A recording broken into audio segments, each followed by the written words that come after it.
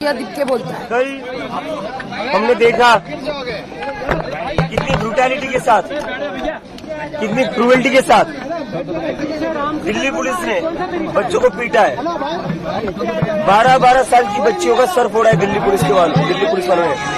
और ये जो सर फोड़ा है वो मेल पुलिस ऑफिसर ने फोड़ा है। मेल पुलिस ऑफिसर को मैंने खुद देखा है 12-12 साल की बच्चों का गला पकड़ते हुए, 15-16 साल की लड़कियों का गला पकड़ते हुए।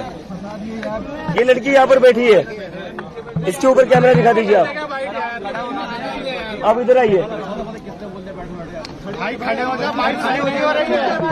ये लड़की को आप दिखाइए।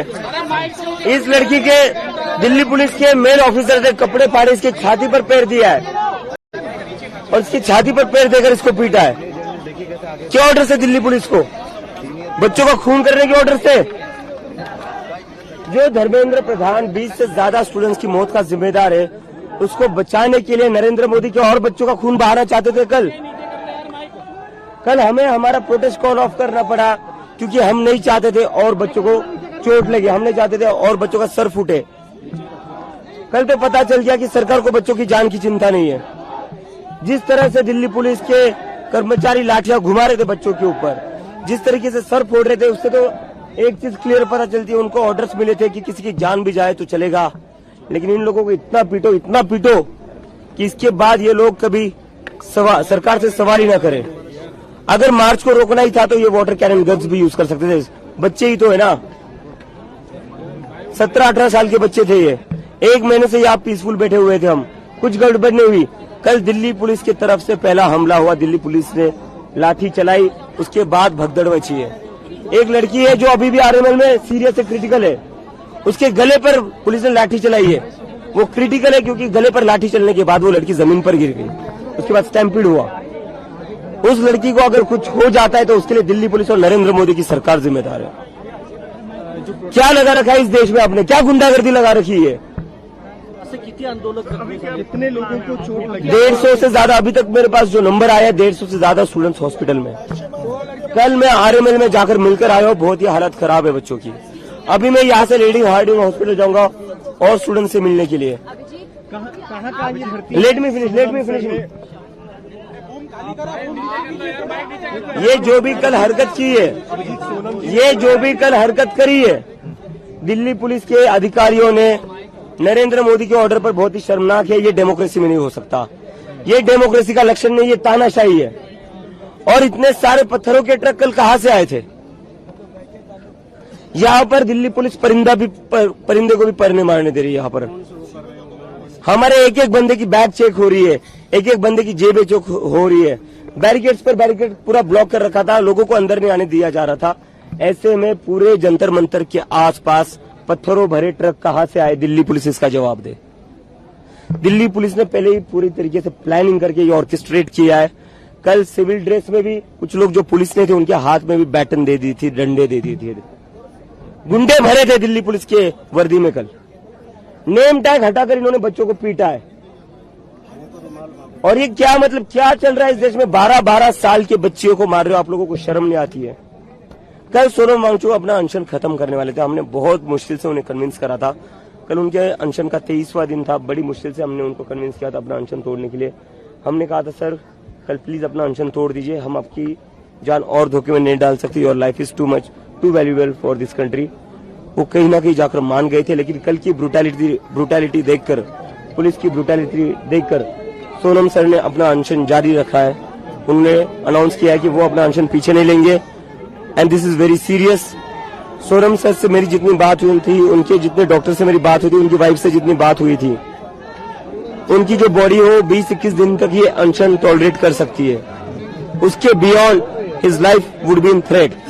जब तक वो यहाँ पर थे उनका मसल मास लॉस हो रहा था और डॉक्टर्स ने तभी कहा था कि 3-4 दिन बाद इनके ऑर्गन्स भी डैमेज हो सकते हैं। 4 दिन हो चुके सोनम सर को यहाँ से ले जाकर।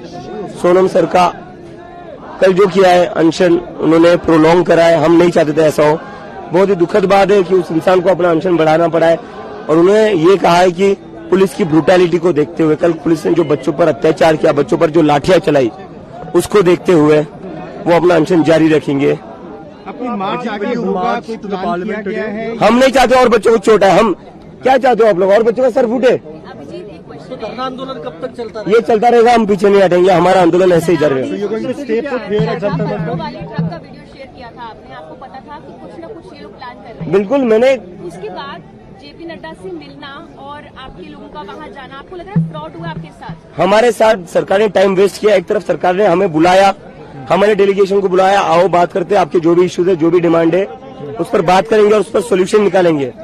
उन्हें वहां पर बुलाकर उनके मोबाइल जब्त कर लिए। आशुतोष रांग और सौरभ दास को एक तरीके से जेपी नड्डा के घर हाउस अरेस्ट कर लिया गया था, उनको निकलने नहीं दिया गया। पूरा प्लान ये था कि कैसे इनकी टीम को बिखराया जाए, मुझे यहाँ पर एकदम अकेला कर दिया जाए, जिससे अफरा तफरी जो मचेगी उसके लिए कोई सामने ना हो। पूरा प्लान किया इन लोगों ने कि हमारे सारे मेंबर से हवा फैल जाए। इसीलिए उन्होंने आशुतोष रांग को और सौरभ दास को 5 घंटे तक जेपी नड्डा के घर पर बिठाकर टोटल टाइम वेस्ट किया है। एक तरफ आप बातचीत करने बुलाते हो और दूसरी तरफ बच्चों पर लाठियां चलाते हो।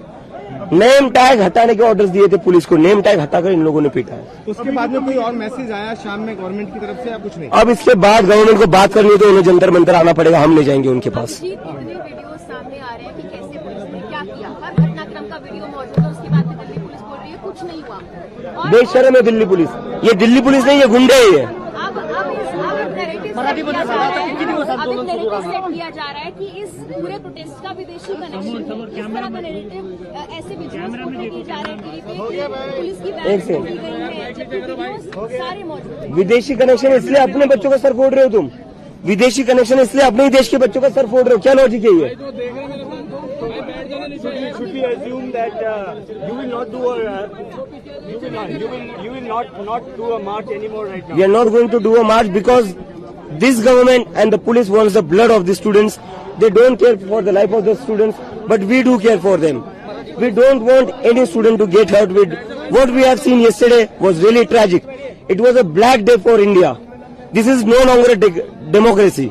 मराठीमध्ये सांगा किती प्रोटेस्ट चलता रहेगा, सोनम सर अनशन पर रहेंगे, प्रोटेस्ट चलता रहेगा। मराठीमध्ये सांगा किती मुलं जखमी आहेत आणि आंदोलन किती दिवस सुरू राहणार? आतापर्यंत माझा जो आकडा आलेला आहे 150 पेक्षा जास्त मुलं जखमी आहेत। मी काल आरएमएल हॉस्पिटलला जाऊन भेटूनही आलो काही मुलांना, त्याच्यात एक मुलगी जी आहे ती क्रिटिकल आहे, तिच्या गळ्यावर दिल्ली पोलिसने लाठी मारली आणि त्यामुळे तिला खूप जखम झालेली आणि ती जमिनीवर पडली, त्यामुळे स्टॅम्पिड झाला लाठी चार्जमुळे, त्यामुळे ती क्रिटिकल आहे। तिला जर काही झालं तर दिल्ली पोलीस आणि नरेंद्र मोदी यांच्यावर जिम्मेदारी असेल आणि आमचं आंदोलन जे आहे ते चालूच राहील। आम्ही आंदोलन मागे घेणार नाही।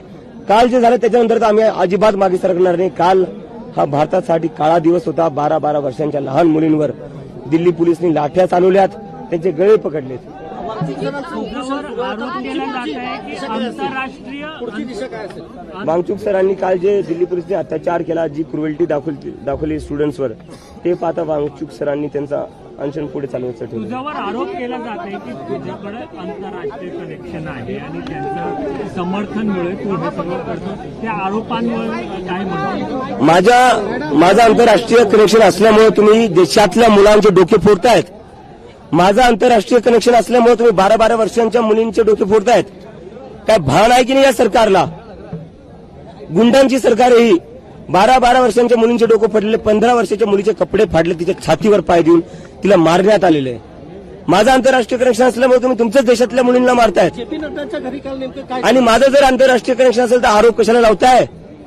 इन्व्हेस्टिगेशन करा, आरा सगळे बाहेर दाखवा मीडिया समोर। नड्डांच्या घरी काल नेमकं काय झालं? नड्डांच्या घरी नुसता टाइम वेस्ट केला नड्डांनी, तिथं बोलवलं, आमचे जे स्पोक्सपर्सन गेले होते त्यांचे मोबाईल जप्त केले, एका प्रकारे त्यांना हाऊस अरेस्ट केलं आणि कुठे ना कुठे असा प्रयत्न करण्यात आला की मला इथं कसं तरी एकटं पाडण्यात यावं सौरभ दास आणि आशुतोष रांगला तिथं फसवून त्यांनी तेच केलं। एकीकडे तुम्ही आम्हाला बोलवण्यासाठी तिथं बोलवलं की आपण संवाद करू, याच्यावर कसं सोल्युशन काढता येईल, आणि दुसरीकडे तुम्ही स्टुडंट्सवर लाठीचार्ज केला इथं। सोनम वांगचूक यांची परिस्थिती काय अवस्था आहे, काय बोलणं झालंय? माझं सोनम सरांसोबत बोलणं नाही झालंय, कारण की पोलीस अजूनही त्यांच्यासोबत बोलणं होऊ देत नाहीये। त्यांच्या वाईफ सोबत माझं बोलणं झालंय, त्यांची वाईफ सांगते की त्यांनी अनशन पुढे सुरू ठेवणारे आहेत ते, आणि आम्ही सगळे खूपच चिंतित आहे त्यांच्यासाठी। अडवतायत का तुला? अडवतायत? मला अडवतायत आणि फोन घेऊन जाणं अलाउड नाहीये तिकडे। थँक्यू। या घडीची महत्वाची बातमी, दिल्ली पोलिसांनी सुरुवातीला लाठीचार्ज केला, 12 वर्षाच्या मुलीच्या गळ्यावर काठी मारली आणि त्यामुळे ती मुलगी तिकडे पडली, गंभीर जखमी झाली आणि त्यानंतर मात्र स्टॅम्पेड त्या ठिकाणी घडलं असा आरोप अभिजित दिपके यानं केलेला आहे.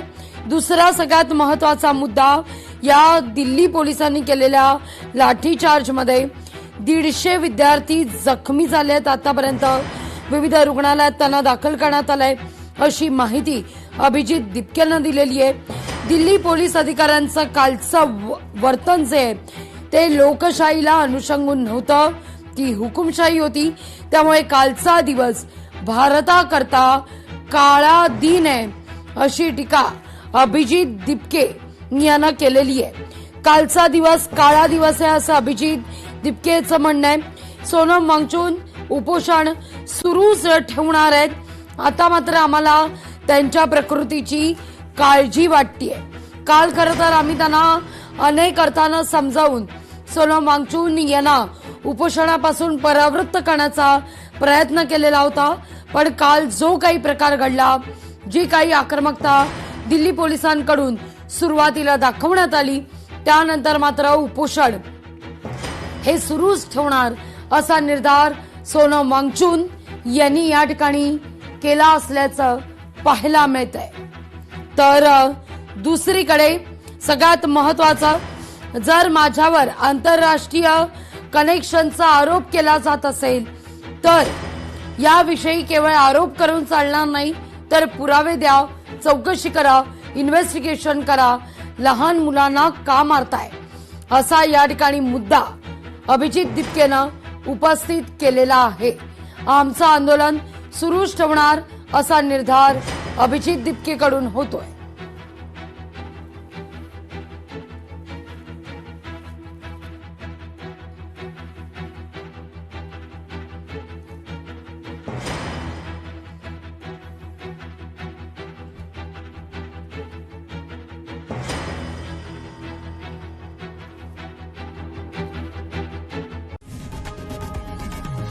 लोकशाही मराठी ऐका, पहा, जागरूक रहा.